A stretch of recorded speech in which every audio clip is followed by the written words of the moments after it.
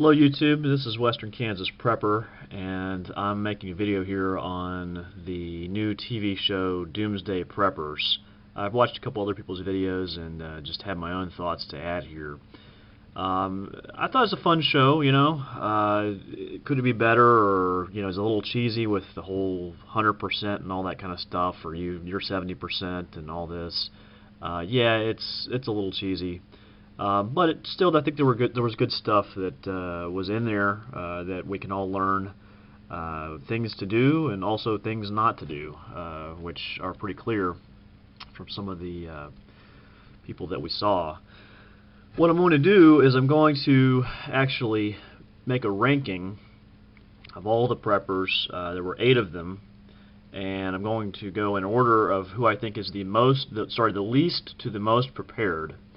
And so I have my trusty dry erase board here. I'm starting off number 8, and I'll save the suspense here, so I'm not going to show you the whole board yet. I'm calling her Party Cat Chick. That's her. She's the one who went to Houston, or she lives in Houston, a little apartment with her cat. You know, a lot of people are picking on her, making fun of her. Yeah, I mean, there's some crazy things about her. Why is her bug-out video 6 miles from where she lives, and she's walking through a dangerous part of town to get to it? I have no idea. That seems pretty nutty to me. In her little biker shorts and whatever. That seems like a terrible plan. So I agree with everyone who has blasted her for having a terrible plan. That's just stupid. So yeah. You know, she's obviously not got that many supplies. She's, you know, the good thing about her, you know, is she's learning. She's willing to learn. She's going shooting. She's going learning to survive. She took a survival class. She's trying to learn these things. She even admits this in the show. She says, you know, give me 5 years and will I be ready? Yes. Am I ready today? No. So she knows she's got limitations. You know, I saw somebody comment on this. I don't know why she needs to shoot her cat before she leaves. So that seems a little silly. You know, cats can survive. You know, I saw a video, I think it was also National Geographic or Discovery or something. They threw this cat from LA in the middle of the desert, and he was killing rattlesnakes and whatever else. He would, you know, they got pretty good instincts. So I would not shoot your cat. Just let it go. But yeah, she needs a better plan, and she's clearly the least prepared on the list. So, brings us to number 7.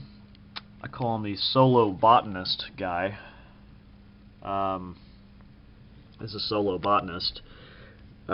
You know, he's got some knowledge. He certainly knows how to, you know, pick plants for eating. For treating wounds. There's a lot we could all learn from him, I'm sure, if we don't know it, about plants and how to use them. He had a bug-out bag. He has, if you look on this site, you'll see he has videos on fire making and those kind of things. So he's got skills. He probably needs more in the way of equipment, but skills are good. Now, I'm not sure about his plan either, just wandering around the LA river basin. You better have a better bug-out plan than that, because that's just a recipe to get picked off. I don't know. He doesn't seem to have much of a plan to me, other than he's got the skills and no plan. So, like I say, I think he's got good skills and a bad plan. And he's got no community or people to support him in his endeavors, so, you know, that's kind of good and bad, I guess. It's good he doesn't have to worry about him, but it's bad that he doesn't have anybody to support him, So, number 6, called them the Suburban Pond Yuppies, and that's this guy.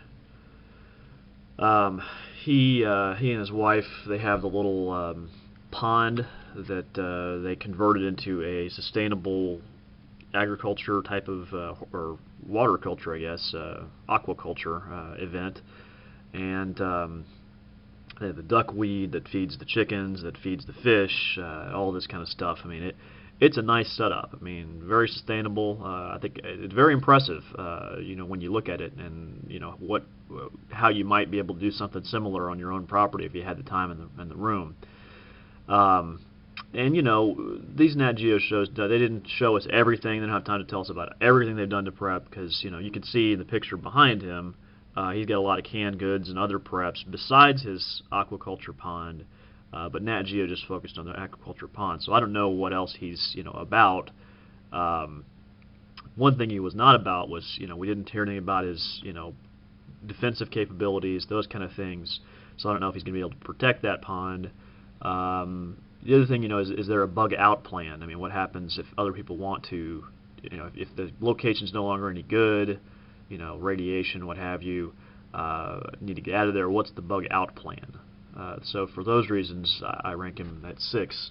But, you know, I think that pond concept is fascinating. Everybody should take time to go on the site and look at that design, because it's really interesting. Anyway, 5, I'm calling her, well, they called her, I didn't make up this name, they did, the Doris Day of Doom, this lady from Connecticut, I believe. And clearly she's very good at growing food, storing food, preserving it. She has a pretty sustainable little setup there also, kind of like the Pond Yuppies did. She's got a whole community, though, that is into it with her. And that's an asset. You know, that's an asset. When you have a group of people preparing together, that's good. That's a good setup. Now, I think where people get onto her is, you know, the guns, the defensive capabilities. She didn't appear to be too concerned about that. And she said she didn't believe, you know, her ethics were she didn't believe in guns. Well, problem is, of course, that the people who are coming to visit her will believe in guns. And they won't care that she doesn't believe in them. And so, you know, even if she doesn't believe in guns, she needs to have some defensive capabilities. She needs to have, you know, I don't care if it's a, you know, bucket full of baseball bats or something, you know, crossbows, whatever, you know. I mean, she needs to have some setup to defend that property. Now, you know, also, like I said with the last guy, you know, what's the bug out plan? If that location's no good anymore, what does the community bug out together? I don't know. They didn't talk about that, but because I don't know about that, that's why I don't rank her higher, and because of the defensive issues. So that's number 5. And then we'll go down to number 4, which I have as DesertyOne. That's his YouTube handle, I think. That's this guy with his mini pinchers. You know, he has a lot of good preps. He has, you know, defensive capabilities that are very good. He has very good food storage. The dogs aren't going to hurt you, you know, clearly, but they are a decent alarm system, at least, you know. They will let you know that somebody's coming, so that's good. You know, I think the issue, I mean, the reason he's not higher on the list, I mean, the reason he's number 4, which is pretty good, is, of course, his health. And then when they came back and visited him later, his health was even worse. And, you know, especially if he had to bug out of that location, I mean, he's going to have problems, and so I don't know. You know, he says, you know, his health is what it is. He can't change it.